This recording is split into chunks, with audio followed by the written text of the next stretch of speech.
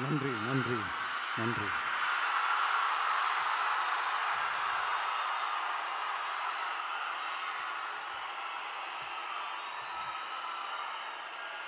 நான் போன மீட்டிங்கில் வேலூரில் பேசும்போது சொல்லியிருந்தேன், தமிழ்நாடு தான் விஜய், விஜய் தான் தமிழ்நாடு அப்படின்னு நான் சொல்லியிருந்தேன். அது ஏன் அப்படி சொன்னேன் அப்படின்னா, தமிழ்நாட்டு மக்களுடைய ஒரே பிரதிநிதியாக, உண்மையான ஒரு பிரதிநிதியாக நாம் மட்டும்தான் இருக்கிறோம் அப்படின்றதுக்காக தான் அப்படி நான் சொன்னேன். அப்புறம் அந்த தேர்தல் பற்றியும் நான் சொல்லியிருந்தேன். தமிழ்நாடு வர்சஸ் ஸ்டாலின் சார், அதாவது விஜய் வர்சஸ் ஸ்டாலின் சார், அதையும் நான் சொல்லியிருந்தேன். அப்புறம் இன்னொரு கேள்வியும் கேட்டிருந்தேன். இது தமிழ்நாடு சட்டசபைக்கான ஒரு தேர்தல், இதை ஏன் தமிழ்நாட்டுக்கும் டெல்லிக்குமான ஒரு எலெக்ஷன் சொல்கிறீங்க அப்படின்னு நான் கேட்டிருந்தேன். உடனே விஜய் பாஜகவுக்காக பேசுகிறாரு அப்படின்லாம் திருச்சி பேச ஆரம்பிச்சிட்டாங்க. அப்புறம் ரெகுலராக ஒன்று பண்ணுவாங்கல்ல, நம்மளுடைய சிறுபான்மை சகோதரர்களை பயமுறுத்தி பயமுறுத்தி ஒரு ஒரு ஏமாத்து வேலை ஒன்று செய்வாங்கல்ல, அது இனிமேல் அவங்களால தொடர்ந்து செய்ய முடியாதுன்னு அவங்களுக்கு தெரிஞ்சு போச்சு. அதனால தான் நான் என்ன பேசினாலும் அதை திருச்சி பேசுறது, அந்த தில்லு முள்ளு வேலைகள்லாம் அவங்க செய்ய ஆரம்பிச்சிட்டாங்க. சென்னையில் டெல்லி டெல்லின்னு கூவுறதும், அடிக்கிற கொள்ளைக்கு ரைடு வந்துட்டா டெல்லிக்கு வெள்ளை கொடை பிடிக்கிறதும்,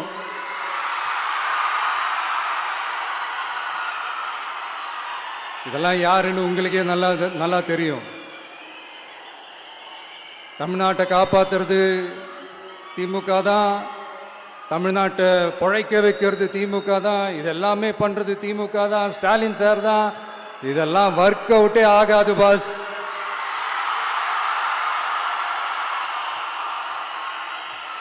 சின்ன பசங்களாம் சொல்ல ஆரம்பிச்சிட்டாங்க, ஓம் சக்தி பராசக்தி, திமுக ஒரு தீய சக்தி.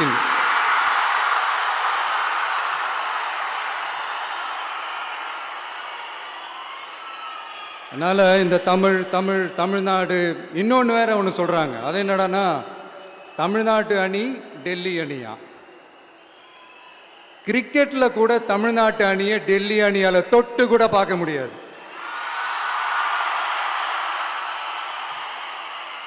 அப்படி இருக்கும்போது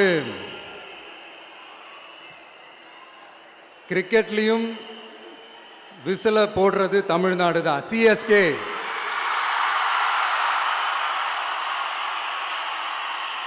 வரப்போற எலெக்ஷன்லையும் விசில போட போறது நம்ம டிவிக்கே தான். தமிழ்நாடு தான் டிவிக்கே, டிவிக்கே தான் தமிழ்நாடு. இந்த அணி அந்த அணி டெல்லி அணி இதெல்லாம் அனைத்தும் உடைஞ்சி நொறுங்கும், டிவிக்கே அடிச்சு நொறுக்கும்.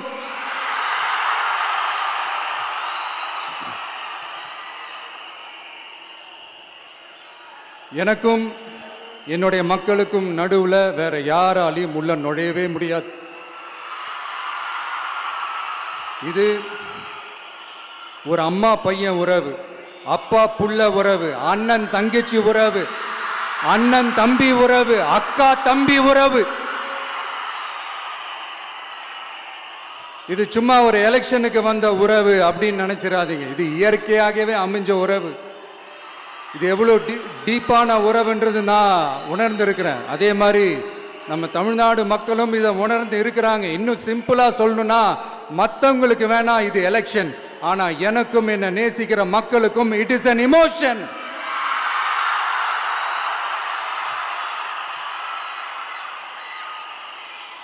And it is not an ordinary emotion. It is a powerful oceanic emotion. இப்படி இருக்கும்போது வீட்டுக்கு வீடு விஜய், தமிழ்நாட்டுக்காக விஜய், வெற்றி பேரணியில் தமிழ்நாடு, இதெல்லாமே 100% இந்த எலெக்ஷனில் அது ப்ரூவ் ஆகும்.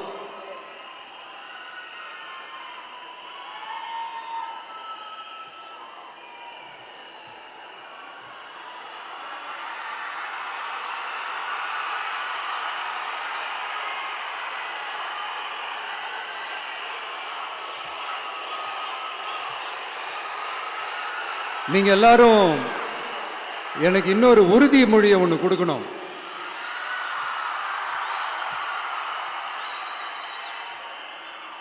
ஊழலற்ற உண்மையான சமூக நீதியை நிலைநாட்ட நம்ம ஆட்சியை அமைப்பீங்க தானே? உங்களை தான் கேட்கிறேன், நம்ம ஆட்சியை அமைப்பீங்க தானே?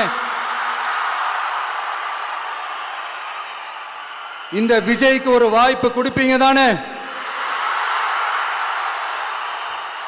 உண்மையிலே கொடுப்பீங்க தானே? இந்த விஜய நம்புறீங்க தானே? ஒவ்வொரு வீட்லயும் விசில் சத்தம் கேட்கும் தானே? அந்த விசில் சத்தம் ஒவ்வொரு பூத்திலையும் புயலா ஒலிக்கும் தானே? Thank you, thank you, thank you.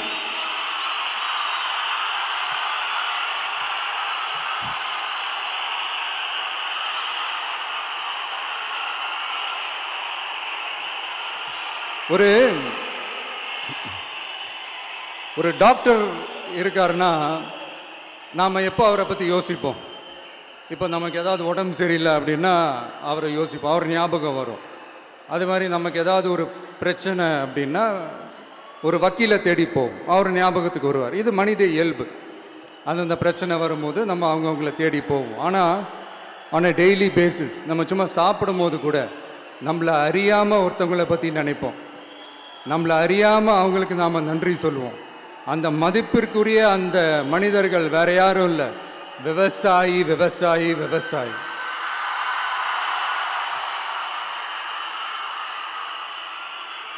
அவங்க பார்க்கறதுக்கு வேணா சாதாரணமாக இருப்பாங்க, ஆனால் அவங்க சாதாரணமான மனிதர்கள்லாம் கிடையாது. இந்த உலகத்தையும் மனிதர்களையும் படைச்சது கடவுள்னு சொல்லுவாங்க, ஆனால் அந்த கடவுளுக்கே படையல் போடுற உயர்ந்த மனிதர்கள் தான் நம்ம விவசாயிகள். இந்த பூமியில உயிர் இருக்குது, இந்த பூமியில பூ பூக்கும், காய் காய்க்கும், பூத்து குலுங்கும்னு இந்த பூமியை அழகா காட்டி இந்த பூமியை சாமி ஆக்கிறதுல இயற்கையோட சேர்ந்து நம்ம விவசாயிகளுக்கும் ஒரு முக்கிய பங்கு ஒன்று இருக்குது. அதனால நான் ஏதோ ஓவரா ஏதோ சொல்றேன்னு நினைக்காதீங்க. எனக்கு இந்த அடுத்த ஜென்மம் மறுபிறவியை பற்றியெல்லாம் எனக்கு தெரியாது. அது உண்மை அப்படின்னா அடுத்த ஜென்மத்தில் நான் ஒரு விவசாயி குடும்பத்தில் பிறக்கணும்னு ஆசைப்படுறேன்.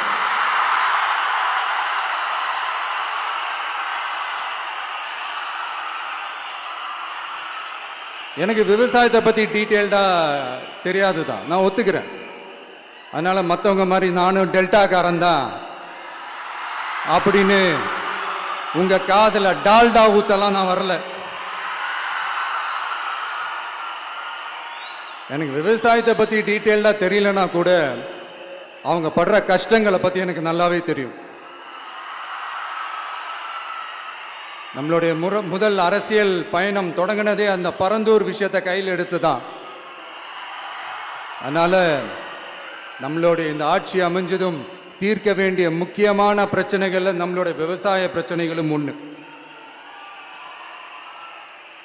முதல்வர் அவர்களுக்கு இந்த மாதிரி நீங்கள் அது செஞ்சிட்டேன் இது செஞ்சிட்டேன் அப்படின்னு நிறையா பெருமையாக சொல்லிக்கிறீங்களே, ஒரு அடிப்படை ஒரு பிரச்சனையை பற்றி ஒன்று பேசுவோமா? கொஞ்ச நாளைக்கு முன்னாடி ஐநா சபை ஒரு ரிப்போர்ட் ஒன்று வெளியிட்டிருந்தாங்க. அது கூட தினத்தந்தி நியூஸில் கூட வந்துச்சு. உடனே கூகுள் பண்ணி எதுவும் தேடாதீங்க, உங்கள் ஏஜென்சி வச்சு எதுவும் சர்வே கிருவே எடுக்காதீங்க. எதுக்கு உங்களுக்கு சிரமம்? நானே என்னன்னு சொல்கிறேன். தண்ணீர் திவால் அப்படின்ற அந்த தலைப்பில் தண்ணியே இல்லாமல் திவால் ஆக போகுது அப்படின்ற அந்த கட்டுரை படிக்கும் போது உண்மையிலேயே மனசுக்கு ரொம்ப பகீர்னு இருந்தது. இந்தியாவிலேயே அது முக்கியமாக நம்ம தமிழ்நாட்டில் இன்னும் கொஞ்ச காலத்திலேயே தண்ணியே இல்லாமல் திவாலாக போகுதான். அதுக்கு காரணம் நிலத்தடி நீரை பாதுகாக்காமல் விட்டது தான் காரணமாக. மண்ணையும் மணலையும் கொள்ளையடிச்சா பின்ன வேற என்ன நடக்கும்? மலைகளை முழுகினா பின்ன வேற என்ன நடக்கும்? கனிம வளங்களை கொள்ளையடிச்சா பின்ன வேற என்ன நடக்கும்? இந்த மணல் கொள்ளையில ஈடுபட்டவங்களை மேல நீங்க சரியா நடவடிக்கை எடுக்கலன்னு அது போதுமானதாக இல்லை அப்படின்ட்டு சென்னை உயர்நீதிமன்றம் சொன்னிச்சே, மறந்துட்டீங்களா? இந்த மணல் கொள்ளை, கனிம வள கொள்ளை, இதுக்கெல்லாம் காரணம் மணல் மாஃபியா குரூப் தான் மதுரை உயர்நீதிமன்றம் அந்த கிளை சொன்னிச்சு. அதை மறந்துட்டீங்களா? இந்த மணல் மாஃபியா குரூப்புக்கு ஆதரவு அளிக்கிறது யாரு? உங்க திமுக கவர்மெண்ட் தானே. அது இல்லைன்னு சொல்ல முடியுமா? அவங்களோட டீலிங்ல இருக்கிறது யாரு? நீங்க தானே. அது இல்லைன்னு சொல்ல முடியுமா? தண்ணி திவாலாக போகுது, மணல் திவாலாக போகுது, கனிம வளம் திவாலாக போகுது. மொத்தத்தில் உங்க ஆட்சியில தமிழ்நாடு திவாலாக போகுது. கடன் மேல கடன் வாங்கிட்டு உங்க கவர்மெண்ட்டே குப்புரட்சி படுத்துக்குச்சு. உங்ககிட்ட பேசுறதும் ஒண்ணுதான். சரி, அதை விடுங்க.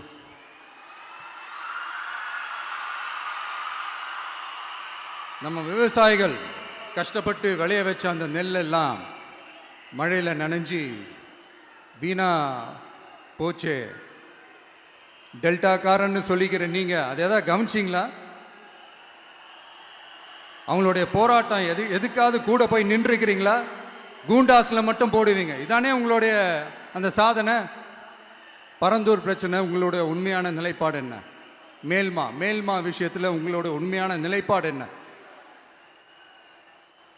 தமிழகத்தில் இருக்கிற எல்லா ஆறுகளையும் இணைப்போம், இந்தியாவிலேயே நாங்கள் தான் அதை பற்றி ஃபஸ்ட்டு யோசித்தோம் அப்படின்னு பெருமையாக சொல்லிக்கிற இந்த திமுக கவர்மெண்ட் அவங்களுடைய நாக் என்னன்னு சொல்லவா? இந்த மாதிரி பெரிய பெரிய திட்டங்கள்லாம் ஆட்சிக்கு வந்த உடனே செய்ய மாட்டாங்க. அந்த ஆட்சி முடிகிற டைமில், அந்த கடைசி 6 மாதம், அந்த 1 வருஷம், அந்த 1.5 வருஷத்தில் அதுக்கான திட்டத்தை கொண்டு வருவாங்க, அதுக்கான அடிக்கலை நாட்டுவாங்க. அதுக்கப்புறம் எலெக்ஷன் வரும், தோத்துருவாங்க. கேட்டால் எங்கள் ஆட்சி தான் முடிஞ்சிருச்சே அப்படின்னு நாடகம் ஆடுவாங்க. இல்லை, நான் தெரியாமல் தான் கேட்குறேன். மக்கள் மேலே உங்களுக்கு உண்மையிலே அந்த அக்கறை இருந்துச்சுன்னா ஆட்சிக்கு வந்த உடனே இந்த மாதிரி பெரிய பெரிய திட்டங்கள்லாம் ஸ்டார்ட் பண்ண வேண்டியது தானே. அதனால் ஆட்சி முடியும் போது அடிக்கல் நாட்டுறது. ஓட்டுக்காக என்னென்னலாம் பேசுவீங்க, ஆனால் மக்கள் இதெல்லாம் நம்புறதுக்கு அவங்க ஏமாளிங்க நினச்சிங்களா? மக்களே, நம்மளுடைய ஆட்சி அமைஞ்சதும் இந்த மாதிரி பெரிய பெரிய திட்டங்கள்லாம் உடனே ஸ்டார்ட் பண்ணுவோம். அதை அந்த 5 வருஷத்துக்குள்ள அதை முடிக்கவும் ட்ரை பண்ணுவோம். ஸோ இப்படிலாம் நம்ம பேசினா காவிரி பிரச்சனையில் உன் கருத்து என்ன, முல்லை பெரியார் பிரச்சனையில் உன் கருத்து என்ன, இப்படிலாம் அதெல்லாம் பற்றி உனக்கு என்ன தெரியுமா அப்படின்னு கேட்க ஆரம்பிச்சிருவாங்க. ஐயா, உலக மகா மேதைகளே, ROV, ரிமோட்லி ஆப்ரேட்டட் வெஹிக்கிள், அதை வச்சு தண்ணிக்குள்ளேயே போய் அணைகளோட உறுதித்தன்மையை ஆராய்ச்சி பார்க்குற வரைக்கும் நான் எல்லாம் தெரிஞ்சு தான் வச்சிருக்கிறேன்.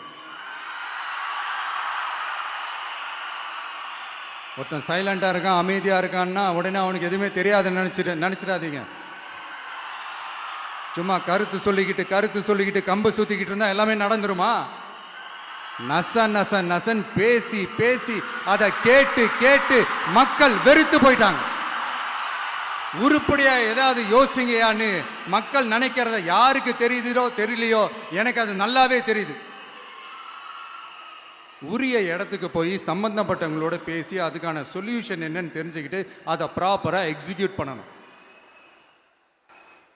அடுத்து, நம்மளுடைய கடல் விவசாயிகளான நம்மளுடைய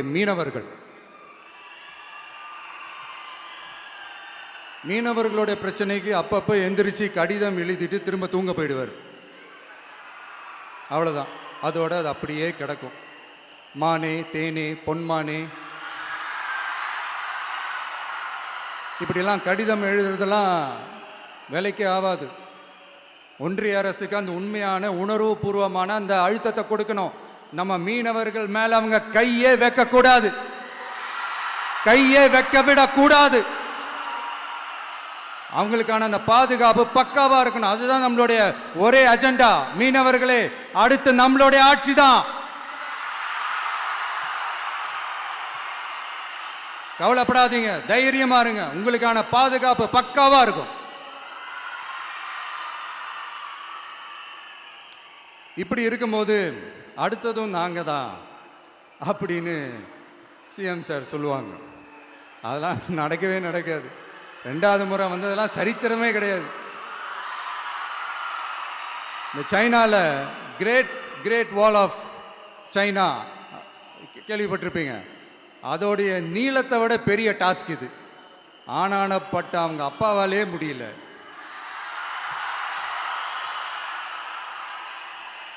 நான் முன்னாடியே சொன்ன மாதிரி உரிய இடத்துக்கு போய் சம்மந்தப்பட்டவங்களோட பேசி அதுக்கான சொல்யூஷன் என்னன்னு தெரிஞ்சுக்கிட்டா அதை எக்ஸிக்யூட் பண்ணுறது தான் ஒரு தெளிவான அரசியல். சும்மா ஆறுதல் சொல்கிறதெல்லாம் தெளிவான அரசியல்லாம் கிடையாது. அதெல்லாம் ஒரு ஹம்பக் அரசியல். அரசியலுக்கு வந்துட்டா கலெக்ஷன் பார்க்கலாம் அப்படின்றதெல்லாம் அரசியல் கிடையாது. உண்மையிலே மக்களுக்கான அந்த உழைப்பு இருக்கணும். அதனால தான் நாம் அரசியலுக்கு வந்திருக்கிறோம். இது எதிரிங்களுக்கு நல்லாவே தெரியும். அதனால தான் நம்மளை சுற்றி அத்தனை சதிகள். அதில் முக்கியமான சதி என்ன தெரியுமா? இதை பாரு, ஒன்று நீ இல்லைனா நான் இல்லைனா நீ இல்லைனா நான். நமக்குள்ள வேற எவனும் நடுவில் வந்துடக்கூடாது. நாம 2 பேரால மட்டும்தான் மக்களை ஈஸியா ஏமாத்த முடியும். இந்த விஜய் வந்ததுனால நமக்கு பொழப்பே போச்சு. மக்கள் வேற அவனை தான் நம்புறாங்க. நாம வெளியே அடிச்சுக்கிற மாதிரி அடிச்சுக்கிட்டாலும் உள்ள நம்மளுடைய டீலிங் பக்காவா இருக்கணும். மக்களோட ஃபீலிங்ஸை பற்றிலாம் நமக்கு கவலை இல்லை. நமக்கு டீலிங் தான் முக்கியம். மாற்றி ஆட்சிக்கு வந்துடலாம்னு நினைச்சோம். ஆனால் அது நடக்காது போல் இருக்கு. அதனால நீ என்ன பண்ற? எஸ்ஓபின்னு போட்டு ஒரு பக்கம் அவனை தடுத்துரு, இன்னொரு பக்கம் அவன் மேல பழி போட்டு நானும் தடுத்துடுறேன். என்ன ஓகேவா? டீலிங் ஓகேவா? ஓவர்.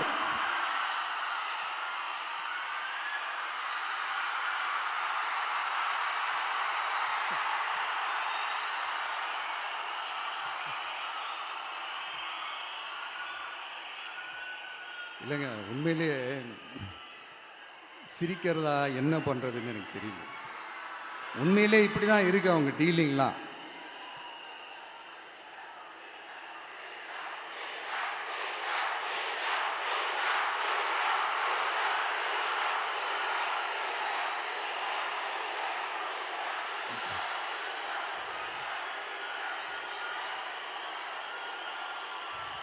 இப்படி பழி மேலே பழி போட்டு கரூரில் ஆரம்பித்து நம்ம ஜனநாயகன் படம் ரிலீஸ் வரைக்கும். ஆனால் அந்த ரிலீஸ் பிரச்சனையில் நிறைய பேர் குரல் கொடுத்தாங்க.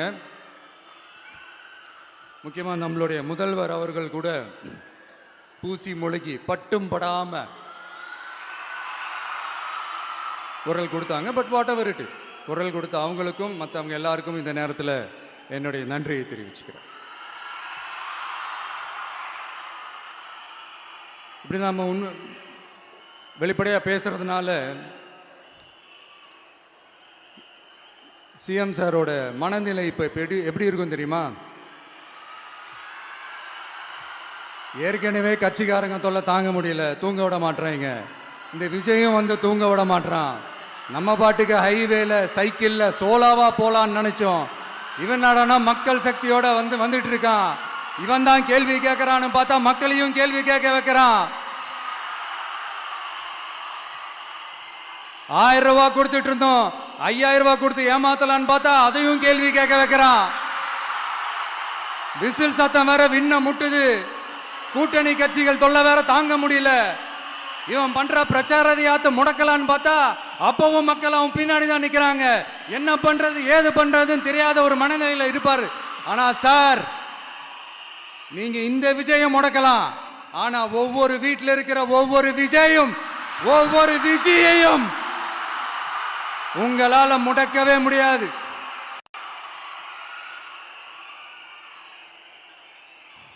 அவங்களாம் ஆல்ரெடி பிரச்சாரத்தை ஸ்டார்ட் பண்ணிட்டாங்க சார். வீட்லயே குடும்பமா இறங்குவாங்க பாருங்க பிரச்சாரத்துக்கு. அப்ப உங்களால மட்டும் இல்ல, எந்த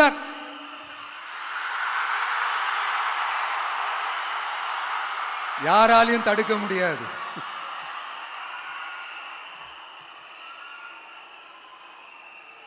நம்ம டவுன் சவுத்தில் ஒரு ஊரில் உங்கள் அப்பாவுக்கு வெங்கல சிலை வைக்கணும்னு ட்ரை பண்ணீங்கல்ல, அதுக்கு சுப்ரீம் கோர்ட் என்ன சொன்னாங்க?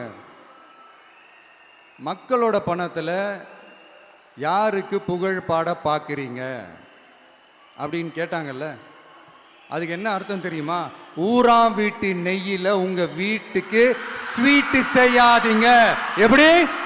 ஊராம் வீட்டு நெய்யில் உங்க வீட்டுக்கு ஸ்வீட் செய்யாதீங்கன்னு அர்த்தம். மக்களோட ஒரு அடிப்படை வாழ்வாதாரத்துக்கு ஏதாவது பிரச்சனைக்குன்னு கேட்டா நிதி சுமைன்னு சொல்றீங்க.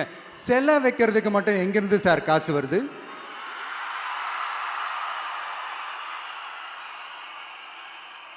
முதல்ல மக்களுக்கு அந்த சோறுக்கு வழி பாருங்க சார். செலை வைக்கிறத பத்திலாம் அப்புறமா யோசிக்கலாம். கேஸ் சிலிண்டருக்கு மானியமா 100 ரூபாய் தரேன்னு சொன்னீங்களே, என்னாச்சு?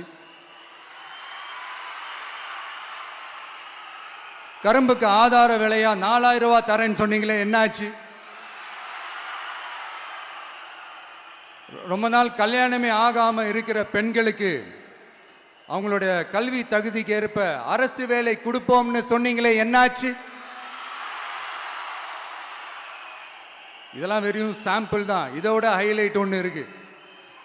மாநில அரசால முடியவே முடியாதுன்னு தெரிஞ்சுக்கிட்டோம், நாங்க வந்தா நீட்டை ஒழிப்போம்.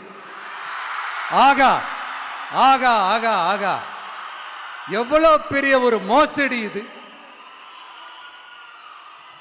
கேட்டா நாங்க தான் முன்மாதிரி ஆட்சின்னு சொல்லுவாங்க. மோசடி ஆட்சி. மோசமானவங்களே முக்கியமானவங்க கேள்விப்பட்டிருக்கிறீங்களா? அந்த மாதிரி மோசடி ஆட்சியிலே முக்கியமான ஆட்சி இந்த திமுக ஆட்சி. மக்களே, மக்களை நேசிக்கிற விஜய் வேணுமா? மக்கள் விரோத ஆட்சி நடத்துற ஸ்டாலின் சார் வேணுமா?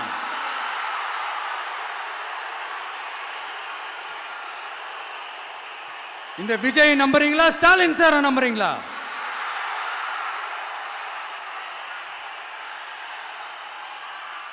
இந்த சத்தத்துக்கு அர்த்தம் தெரியுமா சார்? ஸ்டாலின் தொடரட்டும் அப்படின்னு அர்த்தம் கிடையாது. தீய சக்தி திமுக ஆட்சி மறையட்டும், தூய சக்தி டிவிகே ஆட்சி வரட்டும். நானும் உதிக்கட்டும்னு சொல்லாம்னு நினைச்சேன், பார்த்தா அதை வேற திருச்சி பேச ஆரம்பிச்சிருவாங்க. திருநெல்வேலியில், நாங்குநேரியில் இப்போ ரீசெண்டாக ஒரே லைனில் சொல்லணும்னா, நம்ம நண்பர் ஒருத்தர் ட்வீட் போட்டிருந்தாரு, அதையே சொல்கிறேன். ஸ்டாலின் தொடரட்டும், சட்டம் ஒழுங்கு சந்தி சிரிக்கட்டும். இதுதான் அந்த பிரச்சனைக்கு ஒரே லைன்.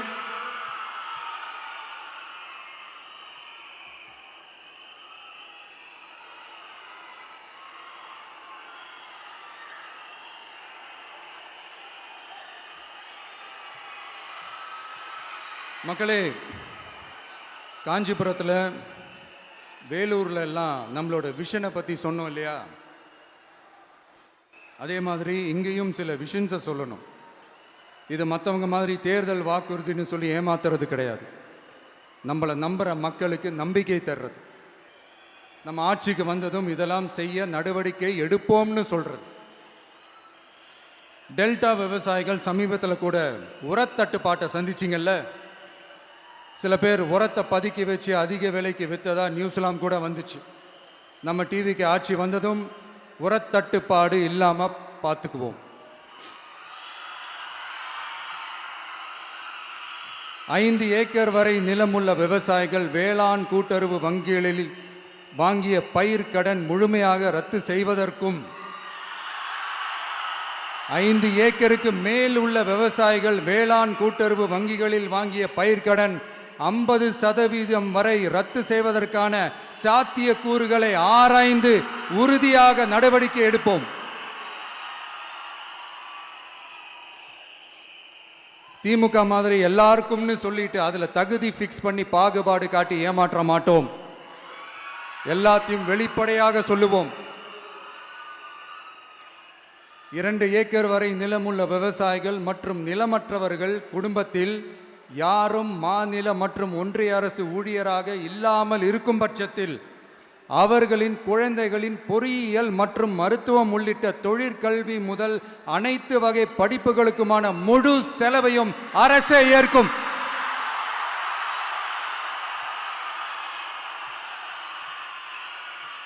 விவசாயிகளின் விருப்பத்திற்கு எதிராக எந்த திட்டமாக இருந்தாலும், ஒன்றிய அரசின் நெருக்கடியே இருந்தாலும் அந்த திட்டத்தை உங்களுடைய டிவிகே ஆட்சி முழுமையாக நிராகரிக்கும்.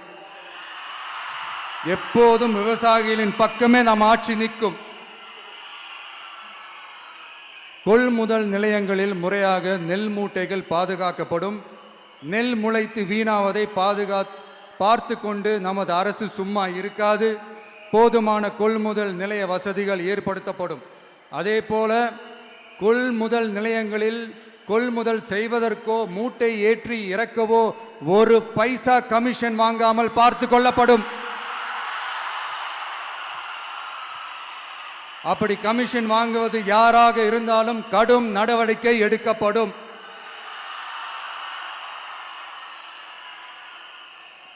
ஐநூறு ரேஷன் கார்டுகளுக்கு ஒரு ரேஷன் கடை என்ற வரையறை நிர்ணயிக்கப்படும். கிராமங்களிலும் எடையாளர் நியமிக்கப்படுவார். பெண் விற்பனையாளருக்கு பெண் எடையாளர், ஆண் விற்பனையாளருக்கு ஆண் எடையாளர் என்பது பின்பற்றப்படும்.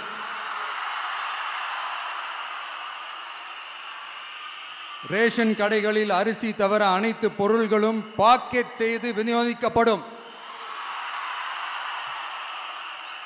மீனவர்களுக்கு ஒன்றிய அரசு சட்டப்படியான பாதுகாப்பை உறுதி செய்ய வேண்டும். அதற்கான உண்மையான உணர்வுபூர்வமான அழுத்தத்தை ஒன்றிய அரசுக்கு நமது டிவிக்கு அரசு கொடுக்கும். நான் மீண்டும் சொல்றேன், கல்வி, மருத்துவம், ரேஷன், குடிநீர், சாலை வசதி, பஸ் வசதி, இது மாதிரி அடிப்படை விஷயங்களுக்காகத்தான் நம் அரசு முதல்ல முக்கியத்துவம் கொடுக்கும். எனக்கு நம்மளோட குழந்தைகள், நம்ம பெண்கள், நம்ம இளைஞர்கள் லைஃபுக்கு முன்னுரிமை கொடுக்கணும். அரசு வேலை வாய்ப்புகள் மட்டும் இல்லாம தனியார் வேலை வாய்ப்புகளுக்கான வழியையும் உத்தரவாதத்தையும் உருவாக்கணும். அப்படி நாம் உருவாக்கிட்டாலே அவங்களுக்கான ரூட்டை நம்ம இளைஞர்கள் அவங்களே தேர்ந்தெடுத்துப்பாங்க. இத்தனை கோடி அத்தனை கோடி ஒப்பந்தம்னு சொல்லி விளம்பரம் மட்டும் செய்யாம உண்மையான ஒப்பந்தம் போட்டு வெள்ளை அறிக்கை வெளியிட்டு அதை செயல்படுத்தினாலே போதும், எல்லாம் தன்னாலே நடக்கும்.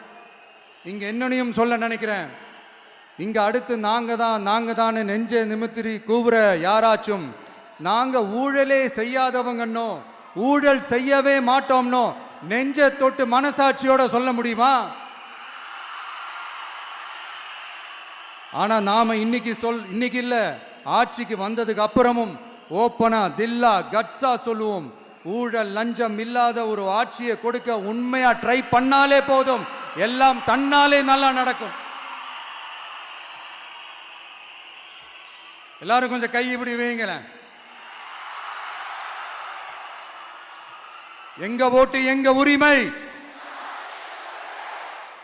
எங்களை யாரும் விலைக்கு வாங்க முடியாது. எங்க ஓட்டு விசில் சின்னத்துக்கு தான். யாரையும் நம்பி ஏமாற மாட்டோம்.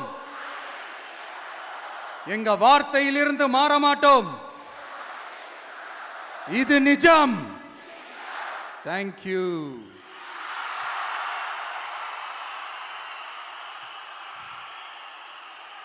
என் நெஞ்சில் குடியிருக்கும் தஞ்சை மக்களே,